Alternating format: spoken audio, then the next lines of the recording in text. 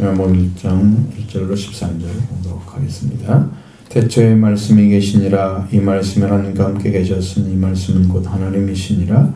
그가 태초에 하나님과 함께 계셨고 만물이 그로 말미암아 지은 바 되었으니 지은 것이 하나도 그가 없이는 된 것이 없느니라.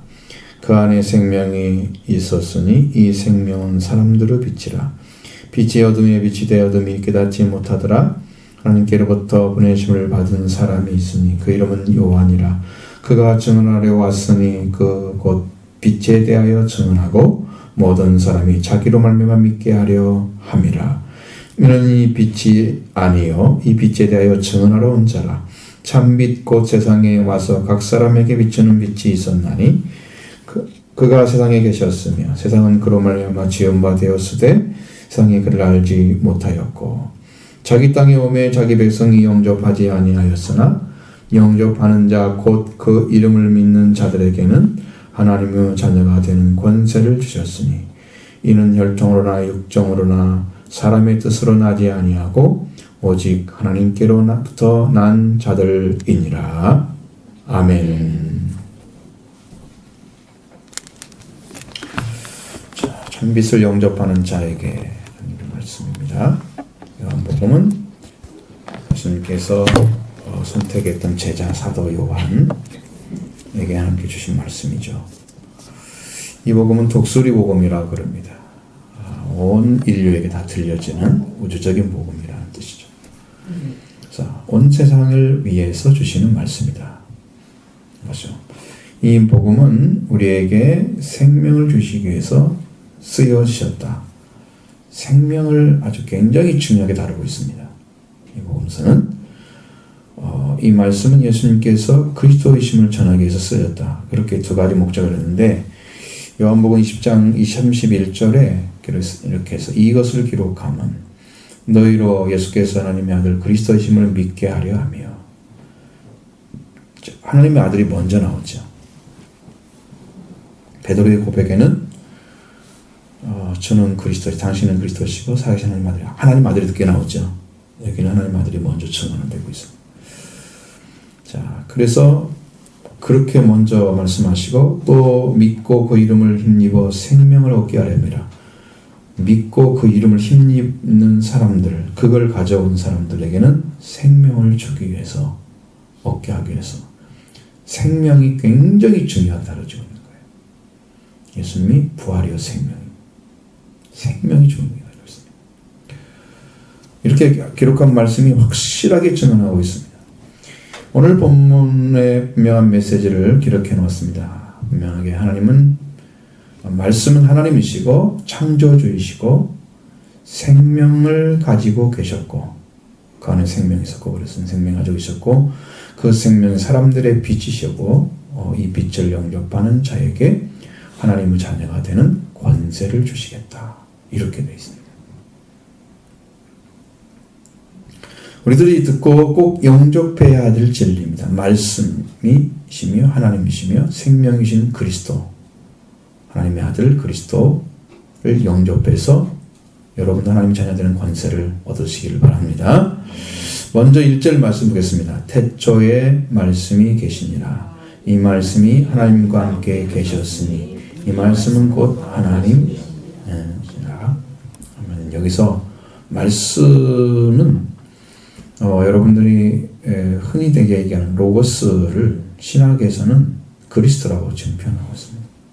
네, 성령이 말씀하시는데 여기는 그리스도가 아니고 성령입니다. 성령. 성령으로 예수님이 잉태되시죠. 그리고 이 세상에 보내셔진 분이 예수 그리스도, 하나님의 아들 예수 그리스도. 그리고 그 예수님에 의해서 성령으로 선포된 말씀들은 말씀으로서 예수님의 본질에 근거하고 있는 거죠. 그래서 예수님은 세례 요한에게 물세를 받을 때에 성령이 비둘기가 자기에게 내려오셨습니다. 그리고 그 위에 성령이 오신 다음에 이끌림을 받고 성령에 의해서 마귀의 힘을 방하시고 승리하십니다. 그부터 성령의 능력, 그 권능으로 갈릴리로 돌아오십니다. 그리고 그때부터 말씀을 선포하시는 거예요. 그 후로부터 예수님이 입에서 나오는 말씀은 다 말씀이에요. 그 바라는 말씀은 확실한 계시예요. 그래서 말씀이라고 우리가 하는데, 그것은 성령으로부터 오시는 말씀이지 예수님 자신이 육신으로 태어났기 때문에 주신 말씀이 아니에요. 그 질이 달라요. 어렸을 때 예수님이 30대 되기 전까지에 예수님이 살아계실 때 말씀 안 했을까요? 했겠죠. 그런데 성경에는 그 말씀이라 기록하지 않았습니다. 성령을 통해서 완전하게 말씀이 다시 태어났을 때 그때부터 전하게 하신 말씀이 말씀으로 기록되어 있는 거예요. 그러니까 여러분 질이 다르죠? 예수님은 말씀으로 태어나셔서 성령으로 잉태하셨고 그 다음에 성령으로 말씀하셔서 말씀이 되신 거예요. 예수님 말씀이 육신이 되셨다 그랬습니다. 성령으로 잉태되신 자체가 저 말씀이 육신이 되신 거예요. 또 예수님을 통해서 주시는 말씀이 신적인 계시의 말씀입니다. 그러니까 이건 하나님 자신이 오셔서 직접 하시는 말씀이에요. 신적인 계시. 그 구속자로서 말씀입니다. 우리를 구원할 수 있는 오직 한 분, 그리스도, 그가 가지고 있는 그 유일하게 한 분만이 증거할 수 있는 말씀이에요. 그래서 예수님이 주시는 말씀은 하나님의 말씀의 힘을 가지고 있습니다. 포스가 들려있는 그 안에. 그래서 권세가 주어지고 권위가 주어지는 거예요. 그래서 예수님은 성령으로 태어나시고 그리고 이 땅에 오셔서 거하시는 말씀이다. 본질이 성령이기 때문에 그런 거예요. 또 그가 한 말씀으로서 하나님이 되셨던 거죠. 그 하나님 자신이 말씀이신 거죠. 그 이 말씀은 태초에 계셨다고 말씀하고 있습니다. 태초에 계셨다. 자, 태초부터 계신 말씀, 태초를 가리키는 아르케라는 단어가 태초 혹은 시작, 출발 이런 뜻입니다. 그러면 태초에 말씀이 계셨다는 태초라는 단어를 잘못 해석하면 오해를 가져오는데 그 말씀의 시작, 그 출발점이 그 말씀이라는 거, 그분은 이제 출발점이 말씀으로 시작됐다는 거죠. 그럼 언제부턴가는 말씀으로 시작돼서 출발을 할 때 그 말씀이 있었다는 것이 결론이잖아요. 그렇죠? 그럼 어느 시점에 그 말씀이 있었다고 생각을 하잖아요. 태초라는 말 자체도. 자, 그렇게 되면 창조되지 아니하시고 창조주가 되신 말씀이 언제부터 계셨는지 이것에 대해서 증명을 해줘야 돼요. 이것을 목적론적 증명이라 그러는, 존재론적 증명이라 그러는 거예요. 아주 곤란해지겠죠. 여러분, 하나님이 언제부터 계셨다고 이렇게 증명한다고 해서 증명이 돼요? 안 됩니다. 어떻게 거슬러서 창조할 때 우리가 있었어요? 그럼 창조 전에 있었어요? 모르잖아, 아무것도 우리는. 근데 태초에 계셨다고 그러니까 말씀도 언제부터는 계시기 시작했구나 라고 이해를 하는 거예요. 그분은 창조되기 이전부터 계셨어요. 세상을 창조하신 분이세요. 말씀이. 그러니까 그분은 말씀을 창조하기 이전부터 계신 분이 태초에 계셨다고 하니까 시작점이 있었다는 생각으로 이게 인간적인 시각을 딱 집어넣는 거예요. 그게 아니고 언제부터나 계셨지만 그걸 계심을 찾아낼 수 없기 때문에 그래서 그냥 아르케나를 쓰는 거예요. 그리고 창조 전부터 계신 분이 언제부터 계셨다고 우리가 막 딱히 집어낼 수 없죠. 그래서 그분을 우리가 생각할 때는 영원전부터 계신 분이다. 하나님은 창조하기 전부터 계셨고 성령도 그렇게 계셨습니다. 그분은 시작은 아무도 알 수 없습니다. 그래서 영원전부터 계신 하나님이라고 말씀하고 있습니다. I am who I am. 나는 스스로 있는 자다. 나는 그냥 있는 거야. 나는 나일 뿐이야. 누구에 의해서 존재하게 된 게 아니라는 거죠. 창조되어야 존재하는 거죠. 누구에 의해서. 창조자는 스스로 계신 거예요. 그리고 하나님은 그렇게 계셨는데 태초에 계셨지만 창조할 때 원래 하나님께서 계셨지만 창조할 때 나타나신 거예요. 그때부터 성경에 대한 유래가 나오죠. 태초에 하나님이 천지를 창조하시니라. 거기부터 시작되는 거예요. 그 전에 계신 것은 안 나타나죠. 아무도 모르죠. 그래서 여러분 이 태초란 말을 잘 조심해서 쓰셔야 된다는 거예요. 그래서 하나님 말씀과 하나님은 시작할 때부터 계셨다. 그 언제인지 모르죠. 알 수가 없습니다. 그래서 영원하신 하나님, 영원하신 말씀 이렇게 합니다. 말씀과 하나님은 한 분이시기 때문입니다. 자, 말씀이신 하나님은 창조주임을 드러내고 있습니다. 2절로 3절의 말씀 봅니다. 그가 태초에 하나님과 함께 계셨고 만물이 그로 말미암아 지은 바 되었으니 지은 것이 하나도 그가 없이는 된 것이 없느니라. 아멘. 자, 말씀이 태초에 함께 계셨다 그랬어요. 말씀의 기원도 하나님과 같습니다. 그래서 말씀도 역시 영원전부터 계신 거죠. 또 만물은 모든 것을 의미하는 말입니다. 모든 것이 그로 말미암아 지어졌다 고 써 있습니다. 자, NIV 성경에서 3절 상반절 말씀 보면 Through all him things were made 그랬습니다. 그를 통하여 모든 것이 만들어졌다 라고 얘기합니다. 정확하죠. 그를 통하여, 그러니까 말씀이신 성령이 그를 지으신 거예요. 성경에 나타난 창조시에 계신 분으로서 하나님과 함께 계셨던 분이 성령임을 창세기 1장 2절에 말씀하고 있습니다. 그 땅이 온전하고 공허하고 흑암이 깊음에 있고 하나님의 영은 수면 위에 운행하시니라. 성령이 계셨죠. 그때 같이 하셨어요. 이 말씀과 같이 한 성령, 이러한 성령은 활동은 하나님의 창조 사역에 직접 관여하고 같이 창조하신 거예요.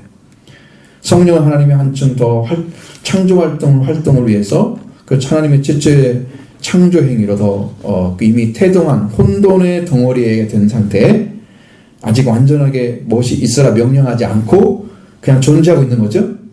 그 상태에 계셨을 때 그 창조된 재료를 감싸고 보존하고 정리하고 생명의 질서 원리를 찾아주는 그런 방식으로 나타나셔서 그 형태와 질서를 부여하시는 창조 활동을 성령님이 하셨다는 거죠.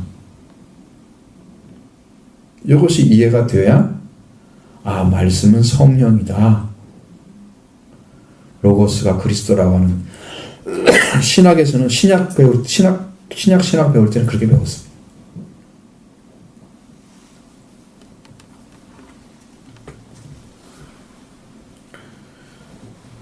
자, 그러니까 여러분 이 구절과 창세기 1장 26절에서 하나님의 영, 곧 성령의 창조사역을 수행하였음을 분명히 말씀하고 있습니다.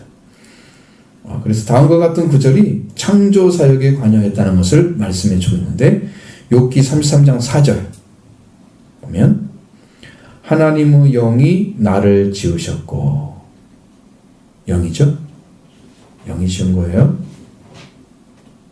전능자의 기운이 나를 살리시느니라. 이건 생기를 가리키는 거예요. 시편 104편 30절에 보면 주의 영을 보내어 그들을 창조하사 지면을 새롭게 하시나이다. 그러니까 주님의 영이 오셔서 이 창조 사역에 다 관여하고 계시는 거예요. 살아 역사하는 거예요. 성령이. 그러니까 말씀과 성령은 같은 분이다. 그래서 이 말씀이 거의 대부분의 신약신앙에서는 주석가들조차도 그리스도라고 말하고 있는데 성령을 말씀하시기를 이 말씀은 성령이다 가르쳐주죠. 성령께서 하나님 창조시에 같이 일하심을 가르쳐줍니다. 그러면 그리스도께서 창조하심에 참여하지 아니하셨느냐? 아니죠. 그리스도도 창조하셨다는 교절이 성경이 많이 있습니다. 한번 두세 절만 딱 읽으면 알 수 있습니다. 고린도전서 8장 6절에 그러나 우리에게는 한 아버지 곧 하나님 곧 아버지가 계시니 만물이 그에게서 났고 우리도 그를 위하여 있고, 그 다음에 이제 더 중요한 또한 한 주 예수 그리스도께서 계시니 만물이 그로 말미암고 같죠? 우리도 그로 말미암아 있느니라. 그리스도도 계셨죠? 안 보인 거예요. 계셨던 거예요. 골로새서 1장 15절 16절에도 동일하게 나오고 있습니다. 근데 여기에 16절의 말씀에 거기가 중심이 구절인데 만물이 그에게 창조되되 하늘과 땅에 보이는 것들과 보이지 않는 것들은 혹은 왕권들이나 주권들이나 통치자들이나 권세들이나 만물이 다 그로 말미암고 그를 위하여 창조되었고 15절의 첫 상반절이 왜 중요하냐? 그래서 1장 15절 중요하냐? 그러면 그는 보이지 아니하는 하나님의 형상이었기 때문에 중요한 거예요. 그거 누구라고요? 그리스도라는 걸 보여주죠.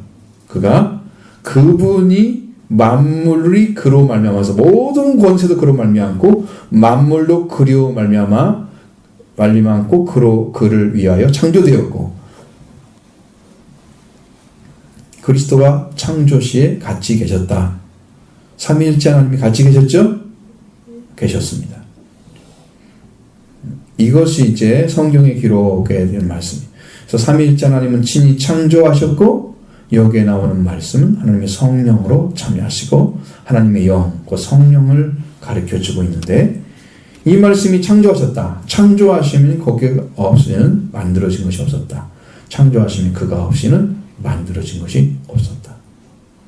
그러면 하나님 성부, 성자, 성령 하나님이 같이 창조하셨다는 거예요.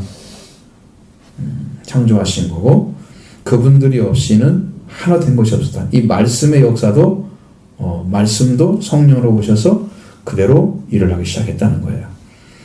사람에게도 여호와 하나님의 흙으로 사람을 만들고 그의 생기를 불어넣으셔서 생명이 되었다고 말씀하고 있습니다. 자, 사람이 다른 생물과 다른 것은 하나님의 생기가 들어왔어요. 사람의 살아있는 호흡을 하게 했어요. 그러니까 우리가 하나님 관계가 살아있으면 나는 호흡하고 있는 사람이에요. 호흡을 하고 있는 거예요. 영적으로 살아있기 때문에 호흡하는 거죠.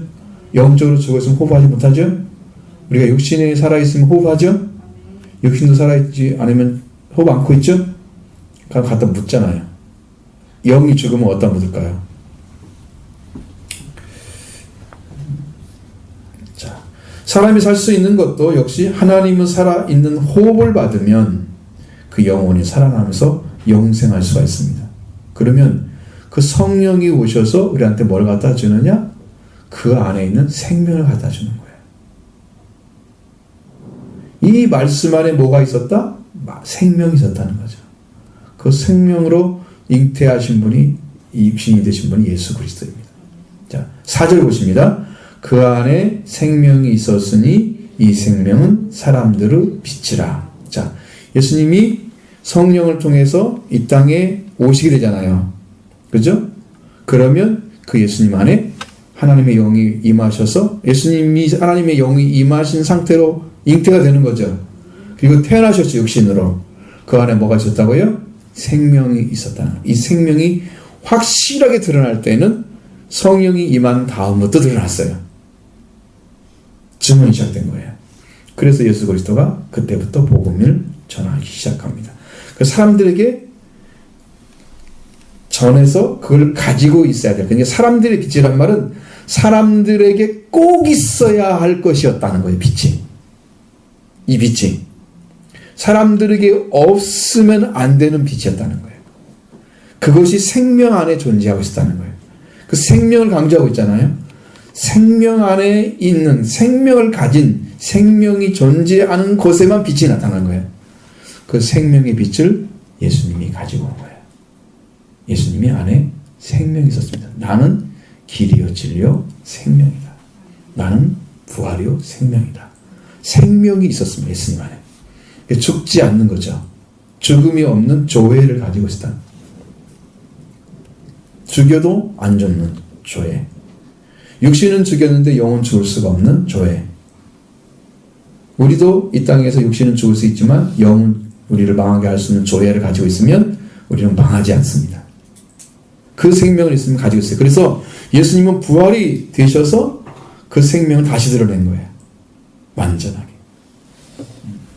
제자들은 그걸 가지고 됐습니다. 성령을 통해서 하게 된 것이죠. 바로 이 그리스도. 말씀이 육신이 되었으니까 이 성령으로 잉태해져서 사람의 몸으로 나타나셨죠. 완전하신 하나님이고 완전한 사람으로 예수 그리스도가 오셨습니다. 이 그리스도가 영원한 생명을 가지고 오셨고 이 생명은 사람들에게 빛이었다. 사람들이 소유할 빛이었다. 이렇게 나타났습니다. 이 생명은 사람들의 빛이셨습니다. 말씀 안에 계신 생명, 이 생명 가진 그리스도, 이 그리스도는 생명의 빛을 가지신 분이셨다. 그래서 나는 생명의 빛이니 혹은 세상의 빛이니 라고 말씀하고 있는 거죠. 이 영원한 생명을 가진 그리스도가 빛으로 나타나시면 빛이 없는 곳에는 생명이 없는 거예요. 그러니까 우리가 예수님의 생명을 갖지 않고 죽은 상태에 있으면 우리는 어둠 속에 있는 거예요. 예수님이 생명을 가지고 오셔서 생명의 빛이 나고 있으면 이건 살아있는 거예요. 그 빛이 어둠에 비칠 수가 있어요. 그러니까 예수 그리스도를 증거해주는 자체가 지금 빛을 비추는 거예요. 예수님은 당신을 살리는 빛이십니다. 당신에게 생명의 길을 보여주실 것입니다. 생명이 가지고 있는 능력을 보여줄 것이며 생명이 살아나는 길을 보여줄 것이며 빛이 오시면 이 모든 것들이 다 가능해져요. 말씀이 다 들려지기를 바랍니다. 말씀이 안 들려지니까 여러분의 반응이 아주 창세기 3장에 아담과 하와가 타락했을 때 뭐가 밝아졌다고 했습니까? 그들의 눈이 밝아졌다고 했습니다. 밝아진 눈으로 본 것이 뭐였어요? 자기 몸에 벗은 거였어요. 이것은 말이죠. 영으로 입었던 빛의 옷이 사라지고 그들은 눈이 하나님 관계가 끊어진 상태에서 보게 되니까 자기 중심적인 눈으로 딱 열어졌는데 그것이 자신들의 벗었음을 봤다. 그러니까 하나님과 끊어져서 하나님의 영적인 관계가 끊어진 상태가 딱 되면 육신으로 딱 넘어가요. 그리고 영적인 작용이 안 일어나요. 그때부터는 자기 살 싶은 일을 하는 거예요. 옷을 만들어 입어야 되죠. 그러니까 여러분 주님께 와가지고 주님께 다시 옷을 입혀달라고 기도해야 될 사람이 자기 논리를 가지고 자기가 자기 죄를 덮는 거예요. 아담과 하와처럼 핑계대고 거짓말하고 그러면서 이렇게 옷을 따로 입죠. 자기가 무화과나 옷을 입으면 그게 다 덮어질 줄 알고 그렇게 입잖아요. 그러니까 여러분 그것이 죄인이에요. 그렇게 된 상태가 죄인인 거예요. 자기 변명하는 사람들 다시 입어야 될 것인데 뭐 변명한다고 입어질 수 있는 건 없잖아요. 근데 그걸 모르는 거예요. 하나님 관계가 끊어져서 생명을 잃은 아담과 그 아내의 영은 눈이 어두워지고 육신은 눈만 남았기 때문에 그건 단지 하나님 앞에서 벗은 것은 보이지 않고 자기들의 몸이 벗은 것만 보였습니다. 이제 그들은 생명이 끊어졌죠. 어둠으로 들어갔습니다. 그들은 하나님과 관계가 단절되었고 돌아올 수 없는 길을 가고 마는 것입니다. 이렇게 사람이 죽음에 속해 있었기 때문에 육신은 살아있지만 영혼은 숨쉬는 하나님의 숨을 잃어버린 자가 되었습니다. 그 죽은 자에게 생명을 가지고 그리스도께서 오신 거예요. 아담과 후에 태어난 모든 사람들은 아담과 똑같은 결과를 가지고 있어요. 왜냐하면 자기 아버지가 가진 유전자 그대로 간 거예요. 영적인 유전자가 그대로 간 거예요. 그러니까 다 죽어 있는 거예요, 영혼은. 그 생명을 살리기 위해서 예수님 오신 거예요. 이 생명은 사람들의 빛이기 때문에 예수님이 계신 곳에서는 빛이 비춰졌습니다. 이게 놀라웠게도 다른 복음서도 증거하고 있는 거예요. 마태복음 3장 4장 13절로 16절에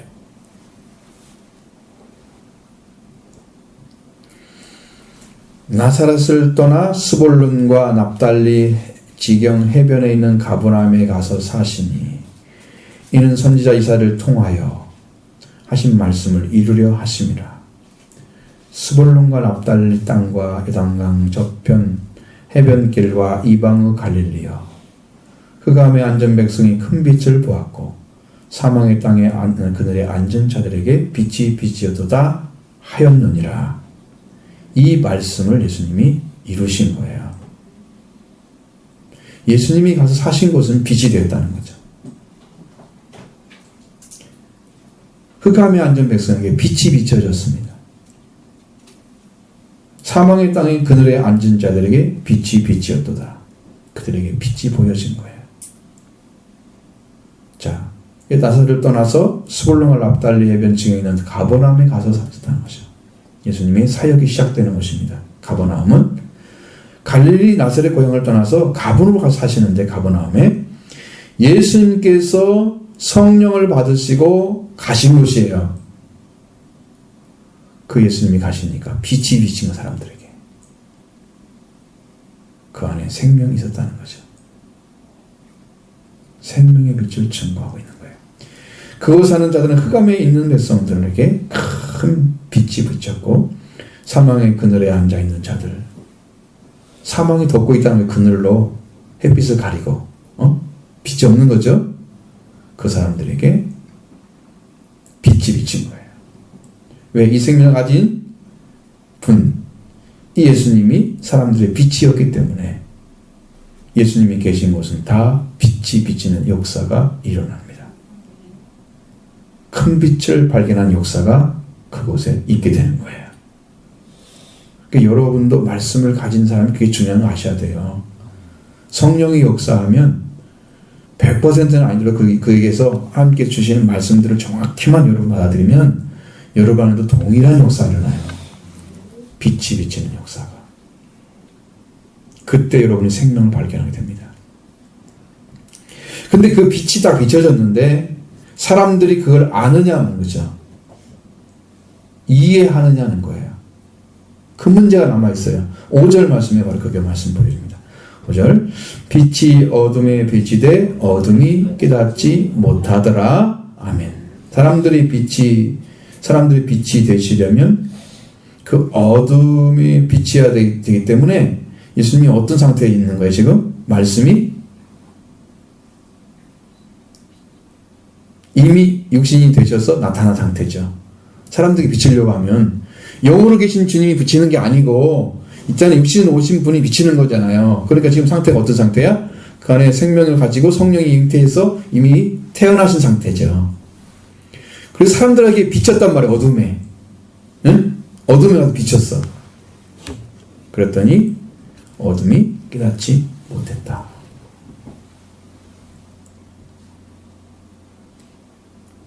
사람들은 생명은 사람들의 빛이었는데, 요한복음 8장 12절에 보면 예수님은 예수께서도 이르시되 나는 세상의 빛이니 나를 따르는 자는 어둠에 다니지 아니하고 생명의 빛을 얻으리라.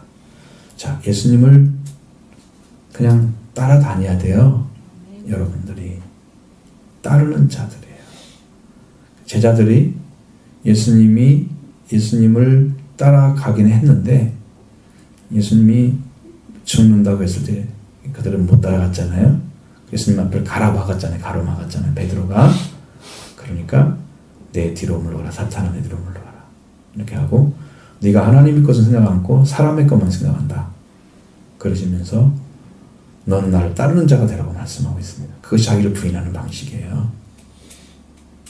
거기서 부인이 나타나는 거예요. 예수님을 따라야만이 이 빛이 오게 되는 거예요. 자기가 중심인 사람들은 빛을 안 받아들여요. 지금 어둠이 깨닫지 못하는 상태가 자기가 중심이 된 사람들이에요. 그래서 어둠이 빛이 비치는데도 빛을 보지 못하는 거죠.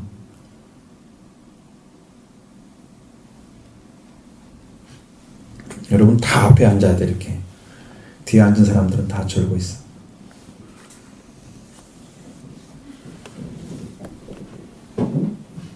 예수님은 말씀으로 태어나셨습니다.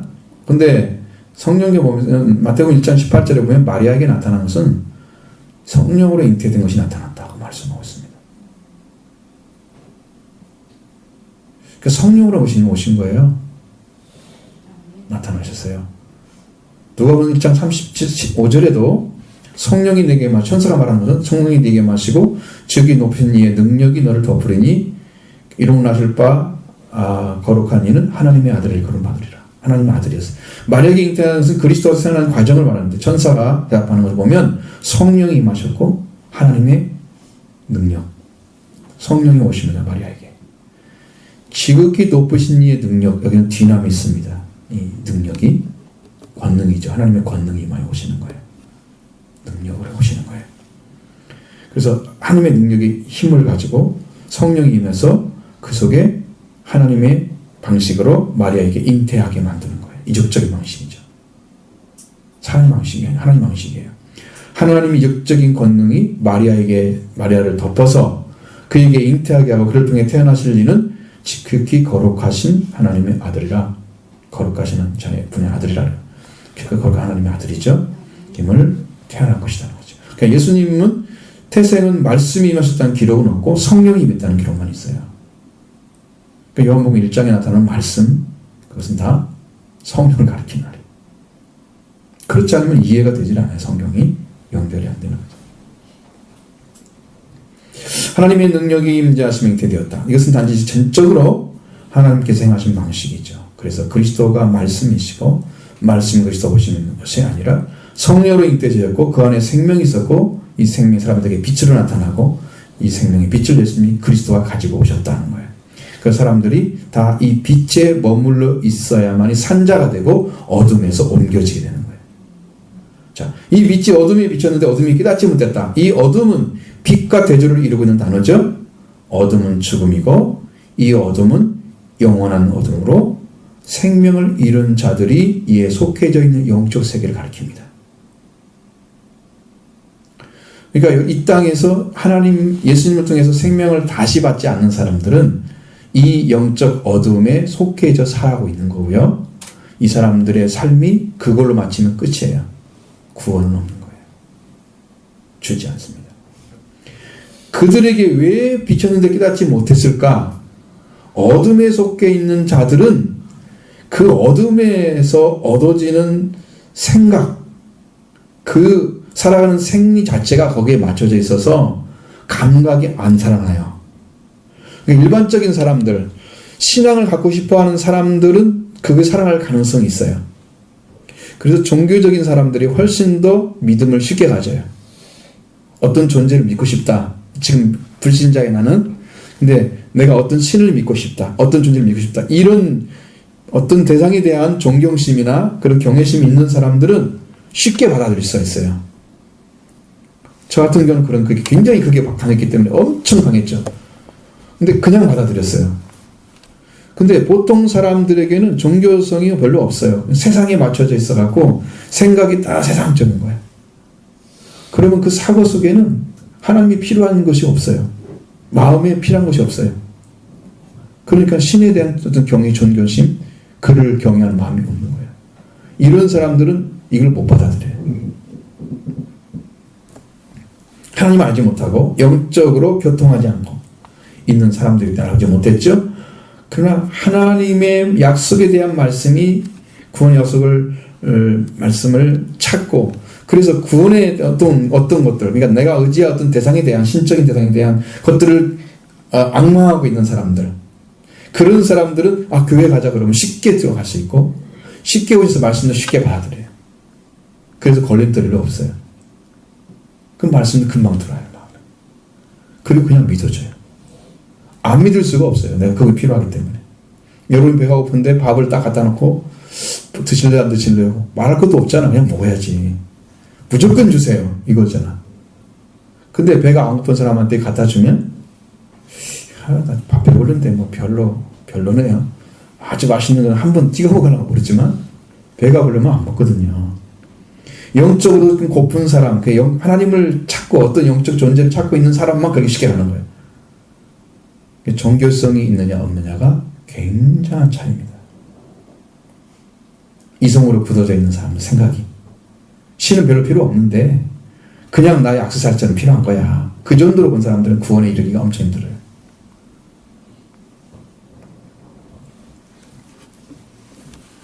성령께서 가르쳐줘.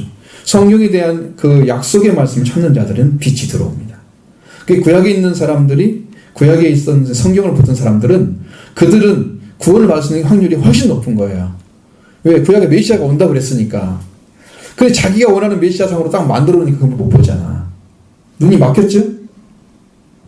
메시아상은 성경에 있는 대로만 받아들였는데 그걸 자기가 만들어.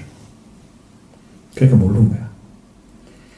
자, 이 어둠은, 이 빛이 비쳤을 때 어둠을 깨닫지 못했다. 이 깨닫다는 말은 어떤 뜻이냐면 참으로 이해한다는 뜻입니다. 참으로 이해하지 못했다. 그러니까 전적으로 받아들이지 않았다는 거죠. 전적으로 그분을 받아들여서, 내가 그분으로 받아들여서 이해하고 들어가는 거죠. 그것이 안 됐다. 생명으로 나오는 빛이 어둠에 비쳤을 때 어둠의 빛을 이해하지 못했다. 참으로 그 빛을 이해하지 못했다는 거예요. 생명은 사람들의 빛입니다. 그리고 이 빛은 사람들이 꼭 가지고 있어야만 해요. 없으면 죽음이에요. 어둠이에요. 생명 이런 자예요. 자, 이 빛이 없으면 그는 어둠, 죽음의 생명 이런 자로 있을 뿐이죠. 이 빛을 가지려면 빛이 어둠에 비쳤을 때 그 빛을 참으로 이해하는 능력이 필요해요.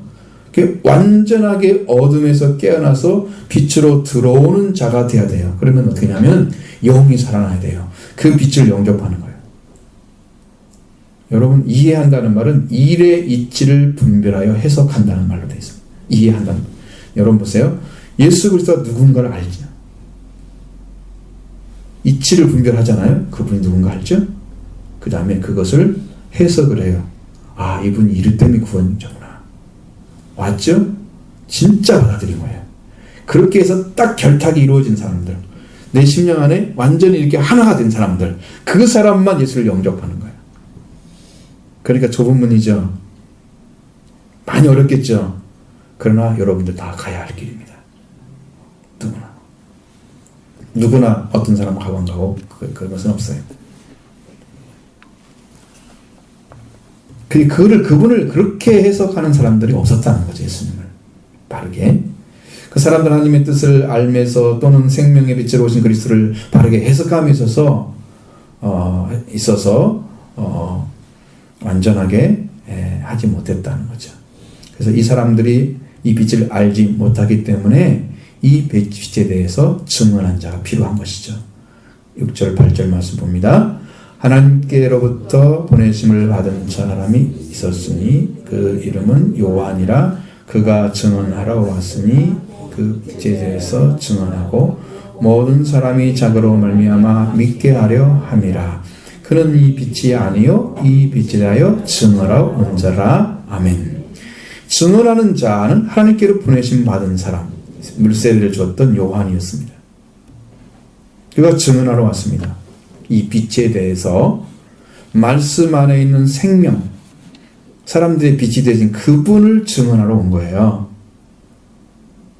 세상에 임하오신 예수 그리스도를 증언하는 것입니다. 이 증언의 말씀이 곧 빛에 대해 증언하고 모든 사람이 자기로 말미암아 믿게 하려고 그렇게 했다는 거예요. 하나님께서 요한에게 사명을 주었잖아요. 그 사명을 받은 요한은 예수님을 드러내는 데 목적이 있어요. 빛이라고 증언해 주는 거예요. 그걸 드러내셔야 합니다. 그래서 여러분, 이 진짜 하나님께로 보내심을 받은 자는 예수 그리스도를 증언합니다. 왜 예수 얘기만 하냐고 그러는데 그거 외에는 길이 없기 때문에 그 얘기만 하는 거예요. 그럼 여러분 다른 길을 제시해줘요. 그러면 그 얘기 안 하면 되지. 응? 왜 회개 얘기만 하느냐? 회개하지 않으면 구원 얻는 길이 없기 때문에 회개만 얘기하는 거예요. 다른 길이 있으면 여러분 제시해줘요. 없으니까 그 길로만 가야 돼요. 길 하나만 딱 만들어 놓고 그 길로 가라면 가야 돼요.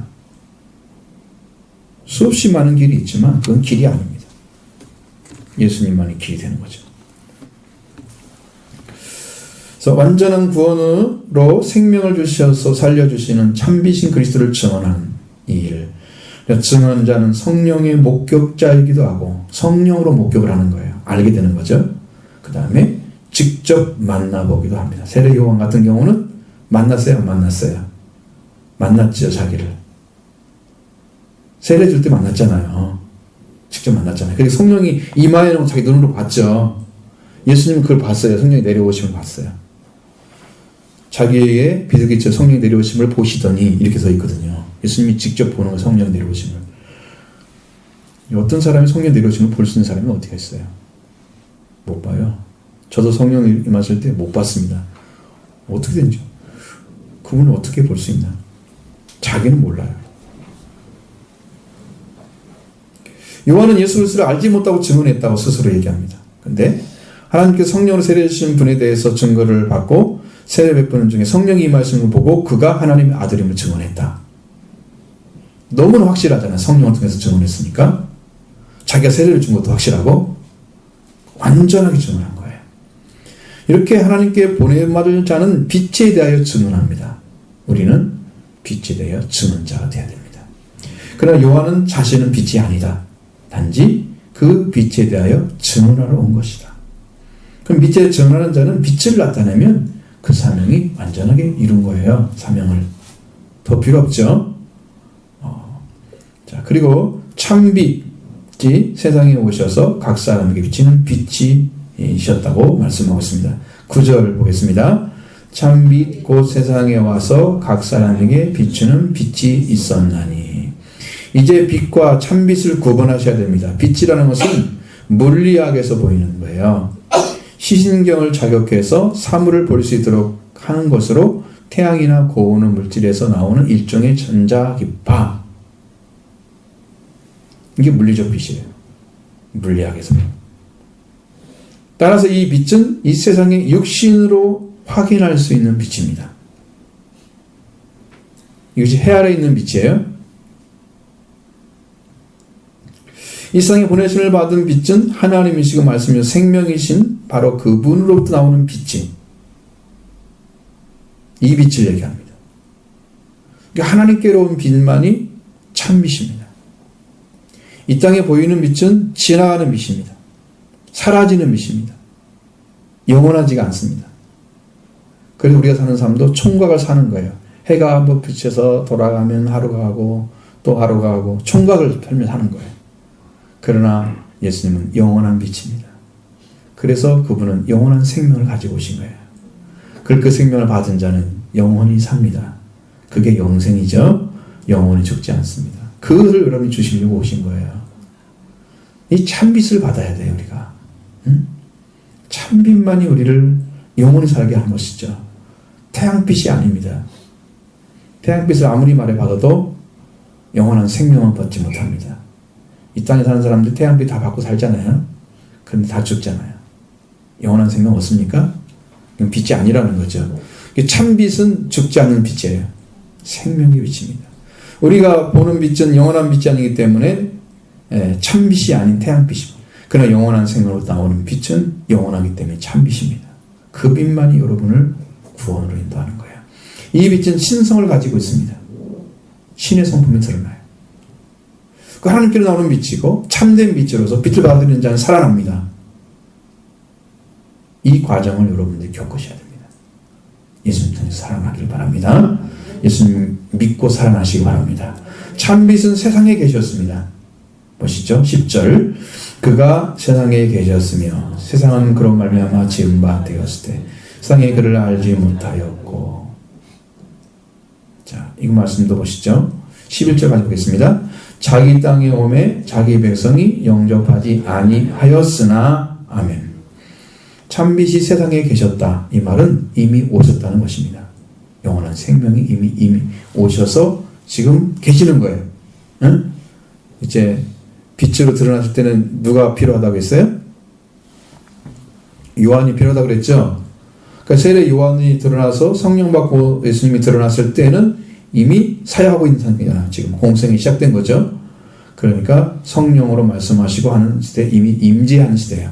그 참빛 세상에 계셨다는 말은 그 말이에요. 이미 오셨는데, 이미 빛이 오셨는데, 그리스도 세상에 오셨는데, 하나님 아들이고 아들이신 그리스도 오셨는데, 그는 세상을 만드신 분이셨단 말이죠. 그러나 세상이 그를 알지 못하는 거예요. 자식이 부모가 딱 자녀를 낳아가지고 태어났을 때 그 아이가 자기 엄마인 걸 알까요? 아직 인지 개발이 안 됐잖아요. 크지 않아가지고. 이해 못하겠죠? 마치 그런 상태처럼 하나님은 창조하셨는데 사람은 하나님이 창조한 걸 몰라. 라는 거죠. 하나님이 창조하신 것에 대해서 그리스도가 말씀으로 창조하신 것에 대해서도 성령이 창조하신 것에 대해서도 몰라. 알지 못하는 거예요. 그가 계셔도 모르고 창조하셨다는 증언도 모르고 그냥 뭔만 아는 뿐이에요. 아무것도 모르는 거죠. 아는 게 없어요. 하나님에 대해서. 알지 못하는 거예요. 말씀 안에 있는 생명의 빛으로 오시니 그분을 알지 못했습니다. 세상에 존재하여 계셨고 세상을 창조하신 하나님 말씀, 하나님이신 그분을 알지 못했습니다. 그 생명을 가지고 오신 그리스도를 알지 못했습니다. 그는 영으로 그리스도를 만나지도 못했고 율법으로도 그를 알지 못했고 하나님을 알지 못해서 우상을 섬겼고 하나님의 완전하고 크신 그 하나님을 알지 못했습니다. 이해할 수가 없었던 거죠. 하나님을 경외하는 생활도 하지 않았습니다. 하나님을 경외하고 있었으면 예수님의 음성이 들려오면 금방 달려가야 돼요. 왜? 하나님이 기르시는 양은 예수님께 보내면 예수님이 기르신다 성경에 기록되어 있거든요. 근데 그 하나님을 알고 있는 사람이 예수님 오면 몰라요? 알아요. 음성이 같은 거거든요. 하나님 음성이 들려오기 때문에. 내 양은 내 음성을 듣고 나를 아나니. 하나님께 보내신 양이라면 그가 예수님을 알아들었을 거예요. 듣는 순간 알아들었을 거예요. 저분이네. 따라가면 되겠구나. 이렇게 됐을 거예요. 근데 그걸 알지 못했습니다. 자, 여러분 들으세요. 아무리 신앙생활을 열심히 하고 그래도 잘한다고 소문나도 하나님을 알지 못하고 참빛을 오시는 그리스도를 알지 못하면 그는 참 하나님의 독생자 오신 그리스도를 알지 못하는 것이기 때문에 그에게는 구원이 주지 않는다는 거죠. 시간은 많이 사용했는데 세월은 많이 흘러갔는데 그리스도를 모르고 지나간단 말이에요. 하나님을 알지 못하고 지나가는 거예요. 참빛을 영접하지 아니한 것입니다. 하나님 보내신 그리스도는 하나님의 영광을 가지고 오신 분입니다. 그러나 그분을 알지 못할 때는 영접하지 않았기 때문이죠. 이분이 자기 땅에 오셨습니다. 하나님의 아들 참빛. 그분이 왕이셨기 때문이죠. 자기 땅에 왔어요. 그가 왕이신데 자기 땅에 왔는데 자기 백성들은 그가 왕이라고 인정하지 않았습니다. 영접하지 않았습니다. 이것보다 아픈 것이 어디가 있어요? 왕으로서 생각할 때는. 이것보다 고통스러운 게 어디가 있어요? 여러분 자녀가 자기를 알아보지 못하면 어떻게 할까요? 내가 너를 낳았어. 너 맞아. 다 증거를 해줘도 나는 모르겠어요. 당신이 난 믿어지지 않아요. 그러면 어떻게 할 거예요? 미치겠죠, 부모가. 살 목적을 잃어버릴 거래요. 순간에. 자식이 부모를 몰라보는. 창조주를 창조된 자들이 몰라보는 거예요. 자기를 다스릴 왕이신데 백성들이 모르는 거예요. 그러니까 영접을 않는 거예요.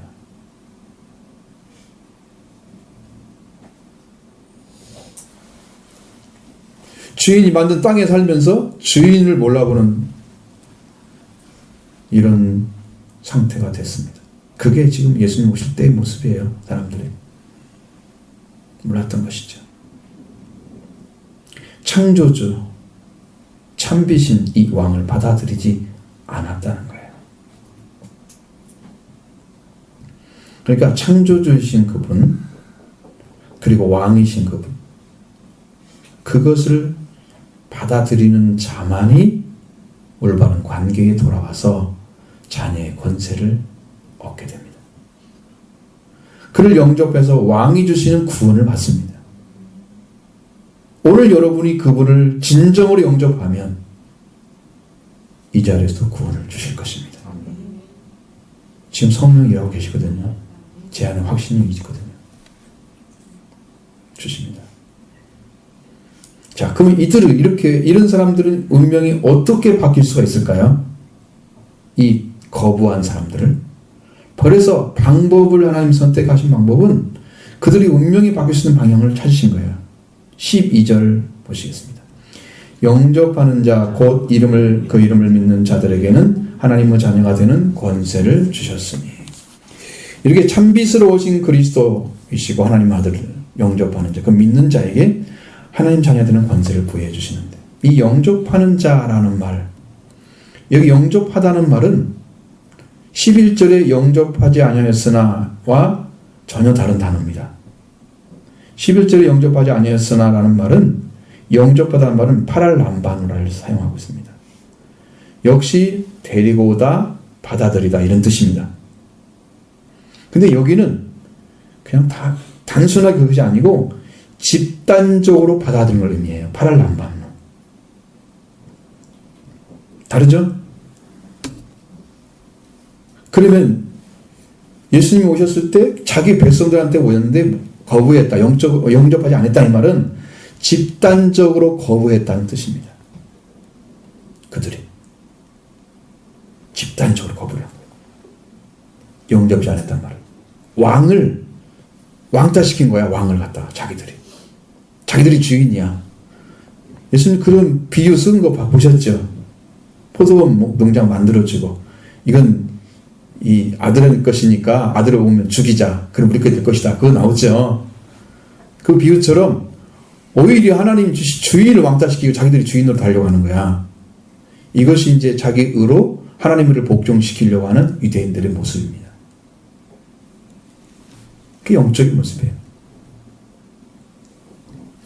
자, 12절에 맨 처음에 단어가 하나가 빠졌습니다. 대라는 단어가 빠졌습니다. 그러나 영접하는 자는 이렇게 합니다.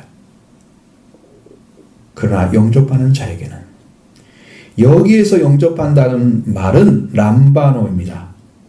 3인칭 단수 부정과거형입니다. 엘라본을 사용했습니다. 그러니까 람바노인데 완전히 바뀌었어요. 엘라본이라고 읽어야 돼요. 이것은 개인적으로 영접하는 걸 말합니다. 자, 하나님이 집단적으로 거부했죠.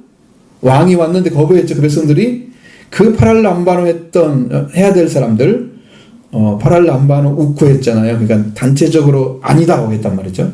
그런 사람들을 중에서 다시 구원할 방식은 12절에 람바노로 해서 엘라본을 사용하면 이건 개인적인 영접이 말합니다. 그러니까 구원은 집단적이다, 개인적이다. 확실하게 개인적인 것입니다. 내 이웃집에 믿으니까 나도 간다? 못 갑니다. 한 사람은 가고 한 사람은 남고, 두 사람 함께 맷돌을 갈다가 한 사람은 가고 한 사람은 남고, 같이 일하고 있는 그 순간에도 갈라집니다. 절대로 집단적이지 않습니다. 개인적인 거예요. 그러니까 여러분 영접하라고, 예수님 믿으라고 하는 것은 여러분 심령 안에 이분이 왕으로 들어오셔야 하기 때문이죠. 참빛이 들어와야만 되기 때문이죠. 그래서 그렇게 말씀드립니다.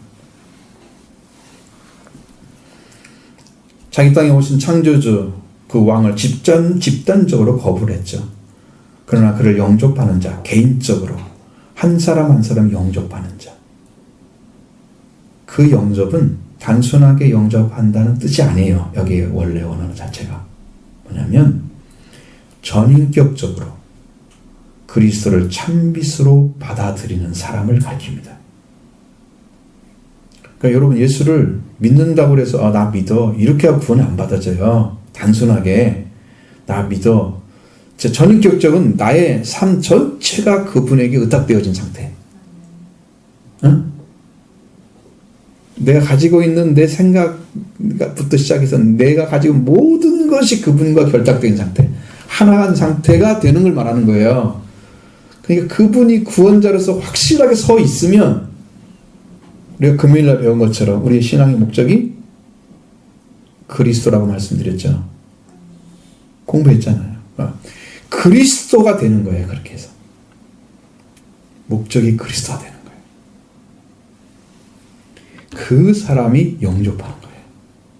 그것을 성경이 믿는 자라고 이야기합니다. 그의 이름을 믿는 자들에게는 되죠? 그의 이름을 믿는 자. 그렇게 참빛으로 그의 이름을 받아들인 자, 그 이름을 믿는 자라고 말씀합니다. 그러나 영접하는 자, 곧 그 이름을 믿는 자에게는 하나님의 자녀가 되는 권세를 주셨으니, 여러분 영접하시면 하나님 자녀는 권세를 받게 됩니다. 그 이름을 믿는 자는 참비신 하나님의 아들 그리스도를 완전하게 인격적으로 받아들인 사람, 하나님 자녀가 되는 권세, 하나님 자녀가 되는 권세가 주신다. 이 주신다는 말은 부여하는 뜻입니다. 부여해 줬다.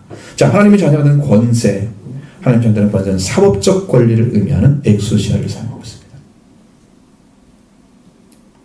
자, 그러면 이건 뭐냐면 하나님이 법적으로 여러분을 하나님 나라에 소속된 자녀로 입적을 해놓은 거야. 입적을. 여러분 태어나면 이 땅에 주민등록증 안 나와. 주민등록증이 나와야 되냐. 주민등록 번호가 나와야 하잖아. 애기 있을 때 나오잖아요. 부여해 주죠. 너는 대한민국에 태어난 사람이 맞아 라고 증명해 줄 수 있는 오직 한 가지는 그것밖에 없어. 그 다음에 부모밖에 없는 거예요. 그쵸? 다른 사람 증명할 수 없죠. 왜? 난자는 알고 기록한 곳은 알잖아. 여러분 이제 난자는 하나님이야. 예수 그리스도가 태어나게 하셨어, 우리를. 그러면 기록이 어디 돼 있어야 돼? 하나님의 나라에 돼 있어야 된단 말이죠. 사법적 권리가 주어지는 거야. 하나님과 되는 권세가 하나님 나라에 딱 기록되는 거야. 그게 하나님 자녀가 되는 권세를 주신다는 말씀이에요. 여러분은 하나님의 이름, 여러분의 이름 하나님 나라에 기록되어 있을까요? 아멘. 안 믿을 거예요? 응? 얼마나 중요한지 아시겠죠? 이게 보통 일이 아니죠. 보통 일이 아닌 거예요. 사법적 권리예요. 법적으로 다 따져봤을 때도 하자가 없는 거야. 법은 하자가 있으면 문제가 생겨서 법 자체가 그냥 딱 취소가 돼버리잖아. 하자가 있으면 안 되거든요. 하자란 말은 이 공사판에 쓰는 것이 아니에요. 원래 이게 법적 용어야. 법률 용어. 다 따져봐요. 법을 적용해가지고 적법성이나 이법성이나 권리관계 이걸 전부 따위를 확정해가지고 이건 맞아 하고 선언을 해주면 사법적으로 권리가 주어지는 거야. 너는 예수를 통해서 참빛을 영접했어. 너는 하나님의 자녀가 맞아. 이렇게 인정해줘야 되는 거야. 그게 사법적 권리가 주어지는 거야. 여러분 그런 자녀가 된 줄로 믿습니다. 여러분은 예수님 계시잖아요. 그걸 믿고 고백하시면서 날마다 영적 회복의 은총을 받기를 바랍니다. 이렇게 하나님 참비신 우리에게 하나님 보내신 참비신 예수 그리스도 하나님 아들 영적으로 영접하는 자에게 하나님 자녀는 자녀가 되는 권세를 주셔서 하나님께 소속된 자녀가 되는 거예요. 영접하는 자에게 주는 민족에 주는 권세입니다. 그럼 이 권세를 하나님께서 왜 하나님께 주시느냐? 어떻게 주시느냐? 어떤 사람에게만? 태어난 자에게만 줍니다. 13절 봅니다. 이는 혈통으로나 육정으로나 사람의 뜻으로 나지 아니하고 오직 하나님께로부터 난 자들이니라. 아멘. 이렇게 참빛을 이 전인격적으로 영접하는 자에게 하나님의 자녀가 되는 사법적 권리를 부여하시는데 이건 혈통도 안 되고 육정으로도 안 되고 사람의 뜻으로도 안 되고 오직 하나님께로 태어난 자들만 준다 말이죠. 혈통은 혈연적인 육체적인 혈연 관계를 말합니다. 자, 아브라함의 자손이 다 아브라함의 자손이 아니죠? 아브라함의 자손이 되려면 혈연 관계만 있다고 해서 나는 이스라엘 사람이야. 그걸 구원되는 게 아니야. 혈통이 아닙니다. 아브라함이 태어났다고 해서 아브라함 자손이 아니라 아브라함이 믿었던 믿음을 가지고 있어야 아브라함의 자손입니다. 하나님 관계가 이루어진 사람에게만 아브라함의 자손의 자리를 부여합니다. 갈라디아 3장 6절로 7절에 그렇게 되어 있습니다. 아브라함이 하나님을 믿음이 이를 그의로 여기다 정함과 같다. 그러니까 그런즉 믿음으로 말미암은 자들은 아브라함의 자손인 줄 알지어다. 아브라함이 하나님을 믿으니까 의가 됐잖아요. 하나님 받아주셨잖아요. 그것처럼 아브라함과 같은 믿음을 가진 사람이 아브라함의 자손이 되는 거예요. 혈통이 되는 게 아니야. 다 하나님과 관계 안에 들어간 사람들만 그게 주어지게 되어 있어요. 이게 상속자입니다. 하늘나라의 상속자. 두 번째로는 육정으로 난 자가 아닌 거죠. 하나님 자녀가 되는 권세를 받은 자는 육적인 욕망으로 태어난 자가 아니라는 거예요. 육체적인 욕망, 그걸 육정이라고 합니다. 이건 육신으로 태어난 사람이에요. 육적인 욕망은 사람들의 성욕을 비롯해서 인간의 육적인 쾌락을 추구하는 것을 말합니다. 그게 육적인 욕망이에요. 그러다가 어떻게 태어났어? 뭐 그렇다고 그 사람이 하나님의 아들이야? 아니죠. 인간이 태어나게 한 거죠. 하나님 뜻과 상관없죠. 자, 여러분 아브라함의 자손 중에서도 사라가 자기를 통해서 태어나지 않는 자녀를 얻기 위해서 하갈을 아브라함을 주잖아요. 그게 육신의 자녀예요. 하나님은 주지 않았는데 그냥 인간적으로 가다 낳는 거예요. 그리고 관계하면 다 나을 수 있어요, 누구나. 그러나 하나님 자녀는 아니에요. 약속의 자녀가 아니기 때문이죠. 세 번째는 사람의 뜻으로 나지 아니한 자.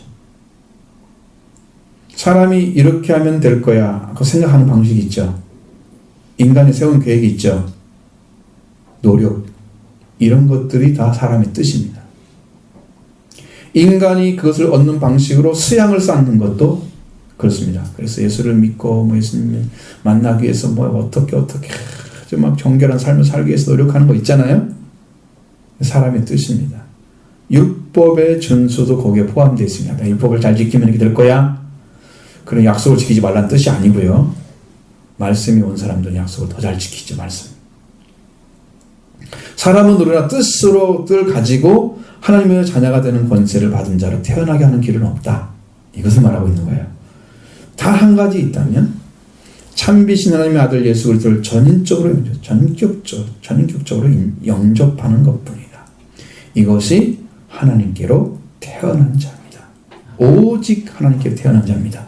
하나님께로부터 나아진 사람들이 태어난 자들이죠. 이 사람들만 하나님 자녀는 사법적 권리가 부여되는 하나님께 속한 자가 되는 거예요. 그리고 하나님의 자녀인 것이죠. 하나님께 태어난 자, 하나님께 태어난 것은 하나님 말씀 안에 주신 생명, 이 사람들에게 비치신 이 생명이 나오는 빛까지, 이 참빛으로 오신 예수 그리스도 하나님의 아들을 영접하는 그 사람들이에요. 그 사람들에게 부여되는 거예요. 이걸 뭐라고 그래요? 하나님께로 태어난 자다. 이것은요, 여러분들이 예수를 믿어야 할 가장 기초적인 진리예요. 성경이 너무 높은 수준에 써 있으니까 이걸 다 이해하기가 너무 힘들어서 그래서 모르는 거죠.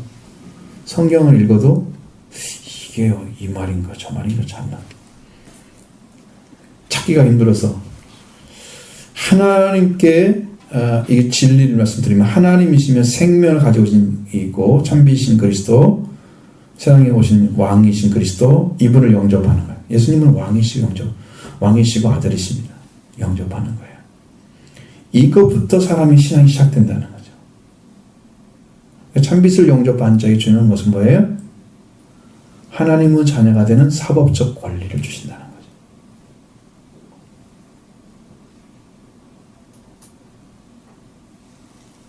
사람은 어떤 방식으로도 구원을 받을 수가 없습니다.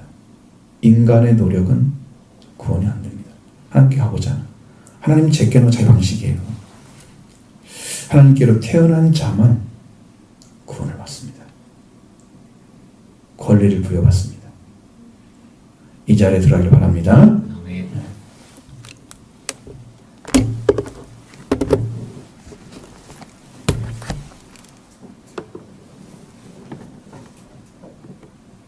자, 같이 기도하겠습니다.